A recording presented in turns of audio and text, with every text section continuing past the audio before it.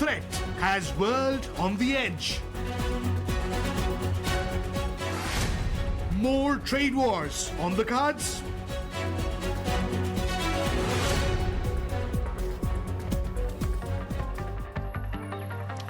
Will he, won't he? That's the question everyone is asking. It has just been 2 days since Donald Trump took the reins at the Oval Office, and he's already sent the world and the markets into a tizzy. Trump has once again threatened to impose tariffs not just on Canada and Mexico, but on BRICS, the European Union, as well as China. While he has threatened to levy import taxes of 25% on Mexico and Canada, accusing them of allowing undocumented migrants and drugs to come into the U.S., he said that there would be a 100% tariff on the BRICS nations of Brazil, Russia, India, China, and South Africa if they continue with their de-dollarization attempts. Trump also vowed to hit EU with tariffs. A 10% tariff on China by United States has been attributed to the illegal smuggling of fentanyl into America. Fentanyl, remember, is a synthetic opioid drug which has been approved in USA for medical use only, but its overdose and mixing with other drugs has been killing American youngsters for a long time. Meanwhile, China's vice premier has called for a win-win solution to trade disputes without mentioning United States. The European Union is very, very bad to us. They treat us very, very badly. They don't take our cars. They don't take our cars at all. They don't take our farm products, essentially. They don't take very much. We have a $350 billion deficit with the European Union. They treat us very, very badly. So they're going to be in for tariffs. We're thinking about that, too. We're talking about a tariff of 10% on China based on the fact that they're sending fentanyl to Mexico and Canada. When did you write that letter to you, How sir? soon on those tariffs? Probably February 1st is the date we're looking at. Sir, what is it? For Mexico and China, we're talking about approximately 25%. Meanwhile, outgoing Canadian Prime Minister Justin Trudeau has promised to fight back, saying if the US president does choose to proceed with tariffs, Canada will respond and everything is on the table. Reportedly, Ottawa is preparing counter tariffs in response to the threat. Now, these new tariff threats have increased the risk of deeper trade wars and subsequent economic instability in the world, and the world can clearly do without more economic chaos that already exists post the COVID pandemic and the two wars. The question now is whether the world will adjust to Donald Trump or we're looking at more trade wars ahead. On Global Mirror, I'm first joined by Mr. Stephen Moore, former senior economic advisor to Donald Trump, to understand what really goes behind all of these tariff threats. Mr. Stephen Moore, good evening, namaskar. Thank you very much for doing this on Mirror Now. My first question to you, Mr. Moore, Donald Trump has called himself the tariff man, and therefore it is no surprise that he will use tariffs as not just a political tool, but a very strategic tool to make his way through and to implement the kind of policy decisions that he wants to. But I want to understand from you what makes him think that the countries that he's given the tariff threats to will not respond, or if they do choose to respond, it will not impact American companies and American economy. Well, thank you very much for having me, and you raised some very good points. I do think tariffs are coming, and you raise a very legitimate concern about whether this would cause a trade war between various countries. But remember, the United States is the hub of the world economy, so every country has to trade with the United States, and that gives America leverage over the European countries, over Canada, over Mexico, over China. And Trump is essentially flexing his muscle and saying, look, if you don't start cooperating with us, if you don't start helping us with respect to keeping drugs out of the country, or whether it's stealing our patents and our intellectual property, other problems that we have, then we're going to hit you with a tariff. Now, you are right that, for example, Canada has already said, well, if you're going to hit us with tariffs, we're going to hit you with tariffs. But look, no one can win a trade war, but certainly the United States has much more leverage over these countries because they have to trade. Mexico has to trade with the United States. Canada has to trade with the United States. China's economy would implode if they couldn't trade with the United States. So we'll see what happens. But I saw in his first term, Trump used these threats of tariffs very effectively to encourage countries to do things that were in America's economic and security interests. You talked about China, Mr. Moore, and I have some numbers with me here. Despite the Yes. kind of threats that were looming large with the Donald Trump 2.0 presidency coming in, there is data as per the US government that shows that Chinese imports grew between July and November of 2024. US imports from China reached about $203 billion, which was up 6.8% from $190 billion over the same period of 5 months back in 2023. So what is the kind of impact one is expecting to see in China when you tell them that, we're going to be giving you and imposing a 10% tariff on you if you don't stop this and this and this, including fentanyl, which is, of course, a huge crisis in America? Yes, right. Well, I wouldn't call Donald Trump's bluff. I think he's very sincere and very committed to these policies. Now, we can argue about whether they're the right policies or the wrong policies, but it is what it is. And the tariffs are coming unless we get more cooperation from China. We do know that in the United States, one of our leading causes of death of young people is fentanyl and other illegal drugs. It is a poison that is being imported from China. It's almost like a chemical weapon against us. So we're going to do everything we can, and that's including tariffs, to get China to help us. And by the way, Mexico too, because you have those drug cartels in Mexico that run many of the areas of Mexico, and we need cooperation from the Mexican government in Mexico City to make sure that we can cut off these drugs, because it is a high priority for the American people. You've also in the past, Mr. Moore, compared the Biden administration's economic policies with that of the Trump presidency, and it's a word that you use as well, Trumponomics. But I want to understand from you how that difference has moved ahead as far as tariffs are concerned, because correct me if I'm wrong, you have said that the Biden administration imposed more tariffs as compared to the Trump administration.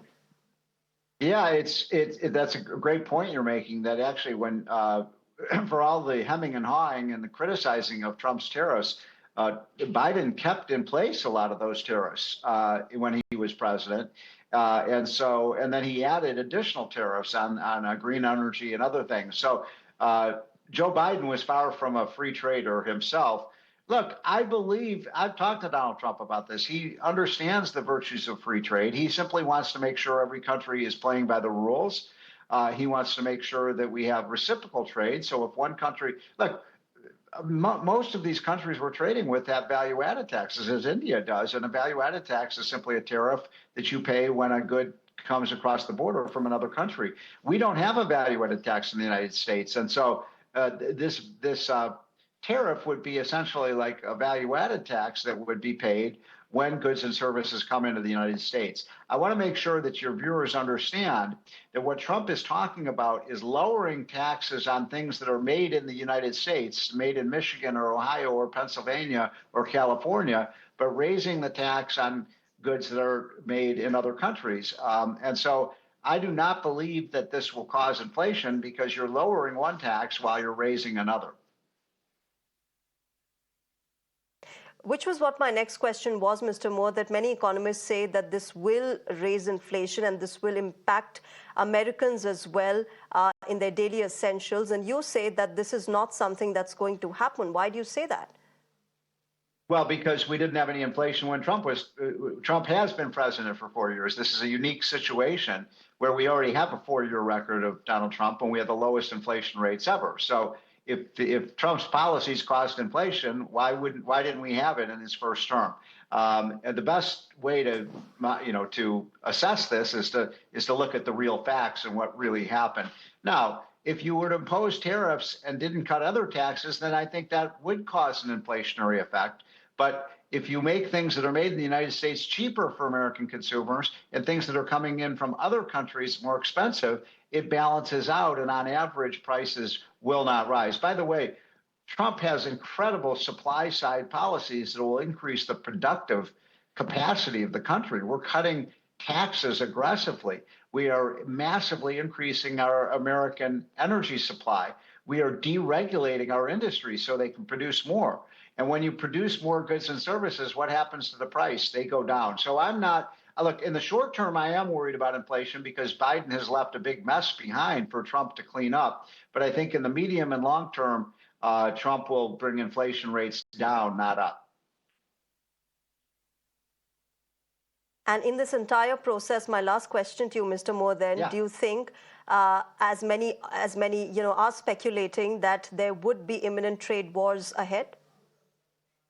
I hope not. I mean, we don't want to see a trade war. We want to see countries be more cooperative. We want to make sure that we're keeping our people safe, that we're protecting America jobs. And look, when two countries trade with each other, whether it's India and the United States or United States and China, both countries benefit from that. That goes back to Adam Smith. It's called the law of comparative advantage. But we just want to make sure that the trade is free and fair and is in America's interests. And so I think at the end of the day, many countries will be very pleased by what happens with Donald Trump's presidency because he will grow the American economy. He's going to bring a prosperity to America. And I think you're going to see this kind of Trumpism exported all over the world, where you're going to have a pro-people, populist agenda that revolts against arrogant politicians in the rest of the world. We have to get rid of President Xi. He's a tyrant. But you're seeing, look what's happening. People should be paying attention to what's happening in Argentina with Javier Milei. He's moved aggressively to free markets, and their country is starting to really boom. So it's not complicated. The way you create wealth and reduce poverty is to move towards a free market system, and that's what every country, including India, needs to do. Okay. All right. We'll leave it there. And we'll wait and watch how this really goes forward. Thank you very much, Mr. Stephen Moore, for doing this, for having us talk with you and, you explaining to us every bit of what goes behind the Trumponomics as you have labeled it. Thank you very much. Thank you. With that, it's ladies and gentlemen, let's also welcome my... Thank you, Mr. Moore. With that, ladies and gentlemen, let's also welcome Christopher Hale, Vibhuti Jha, as well as Mr. Kishore Subramanian on the broadcast. Let me start with you, Christopher Hale. You did hear Mr. Moore explaining the kind of thinking that goes behind this and saying that, he hopes that there are no trade wars. How do you see Trump's tariff threats? Because the world clearly is on the edge. I really see this from a domestic side here in the United States. What's remarkable about Donald Trump 2.0, this coalition that got him elected president of the United States in 2024, is there's a new segment of it in Silicon Valley. It's the tech entrepreneurs. It's what my former President Biden called the technocratic oligarchy.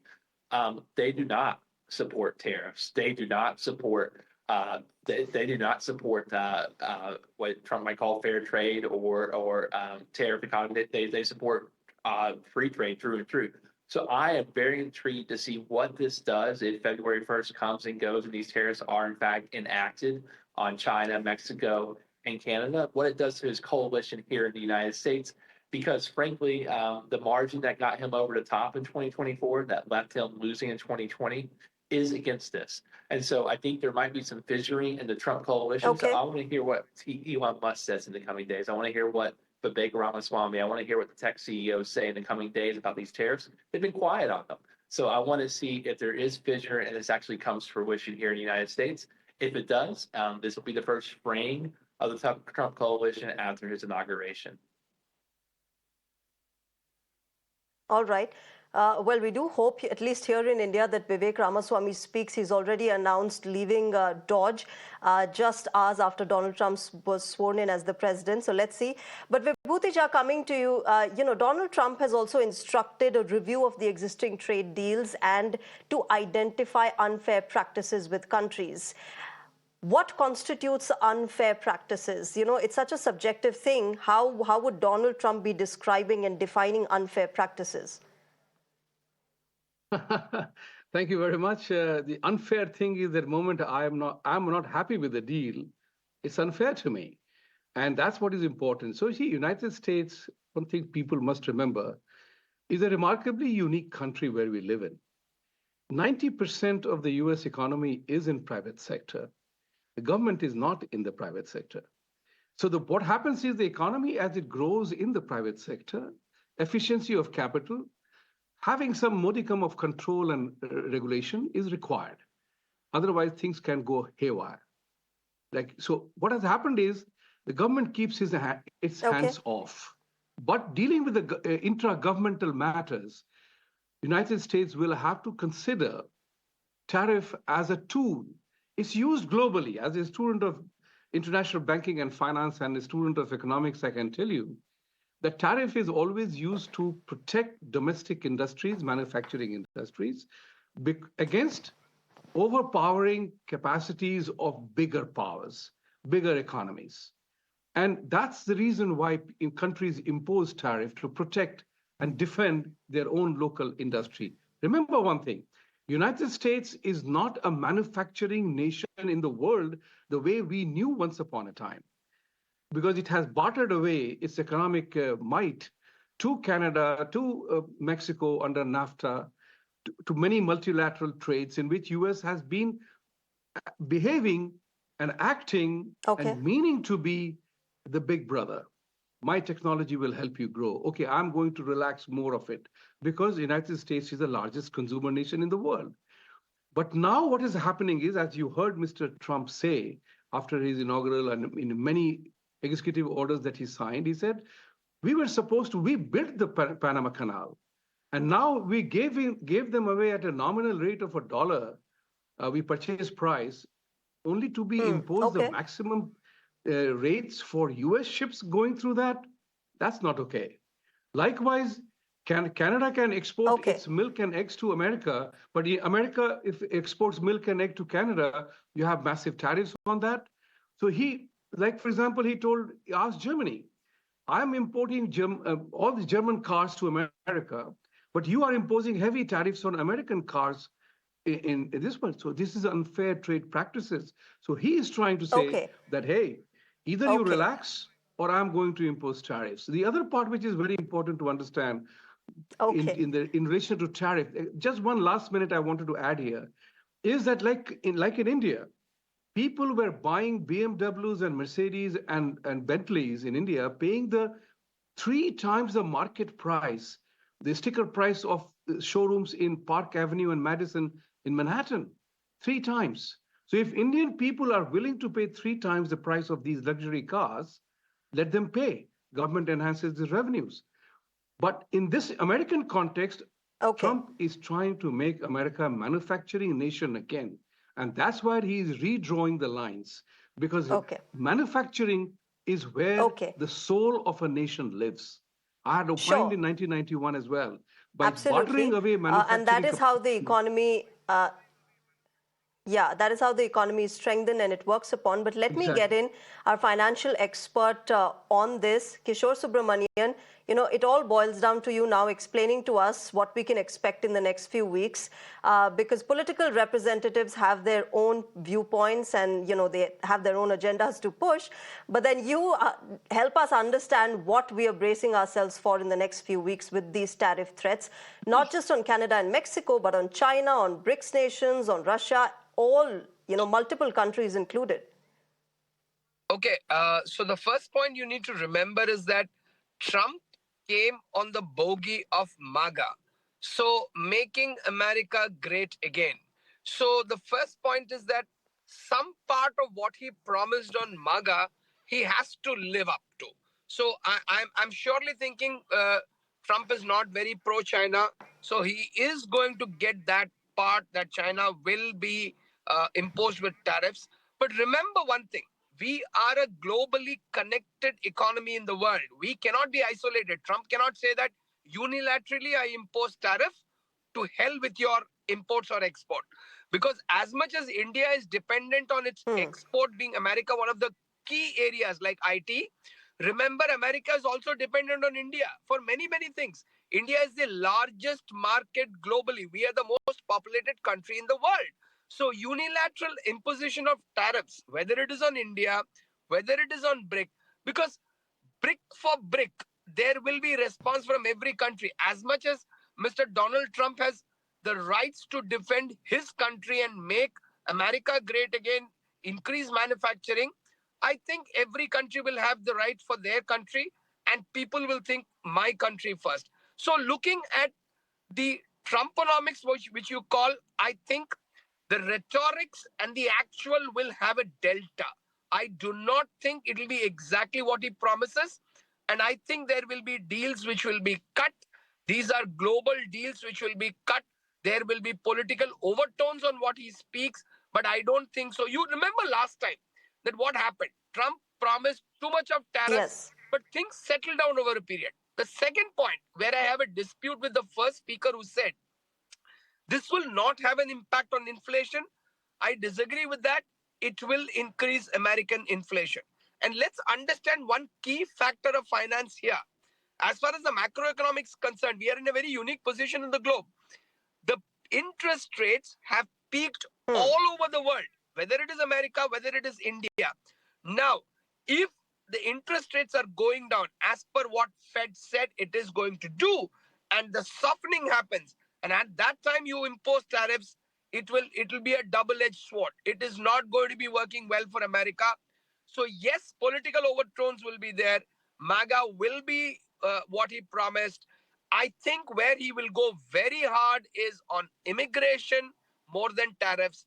And I also think, despite America being first policy, the Okay. skilled labor which India has to offer, I'm focusing more on India because I believe that's where our concern lies today.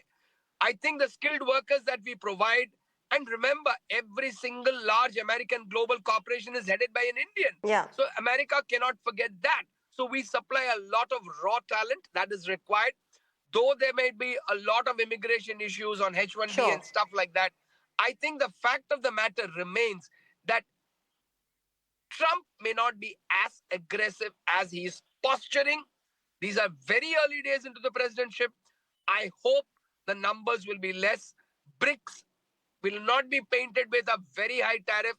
There will be retaliation. And remember, 144 crore people of consumption, whether it is Apple, whether it is any product like Google or Microsoft, you need consumption. Yeah. We can also reverse impose tariffs. India is no longer going to go on the soft pedal. We are an economy to be reckoned with. I believe it will be softer And than Kishore the landing Subramanian, will the be much point to softer than remember what is expected. also that when it comes to BRICS, India has never really gone out and supported the de-dollarization efforts. We've always maintained that we are going with how, things are moving. So we've not really taken a very hard stance against de-dollarization. Yeah, okay. So let me tell you 2 points. See, the dollar in the last 3 years have been consistently rising against every currency. India did I think, strategic mistake of, buying dollars to keep the rupee artificially up. That was a mistake. When dollar appreciated at about 9% against every currency, we allowed it to appreciate only 3.5%, 4%. That was a mistake. I think we are relaxed with the new governor. Dollar finally is on the negative. Okay. Mark my words today, in about 6-9 months or a year, you will see dollar will not appreciate, or at least the rate of appreciation, the acceleration will go down. And I believe globally, if you talk about the next decade, globally we will be de-dollarized. I'm not saying that you will have a BRICS currency. I'm not saying that India is going to only trade on rupee, or we're going to have a new competitive currency to euro, like a BRIC currency or stuff like that. That's not going to happen. But I believe dollar will finally depreciate. This never-ending run of dollar appreciation will have to come on to an end. And that's why Trump is very critical about it, because the fiscal deficit of America is out of control.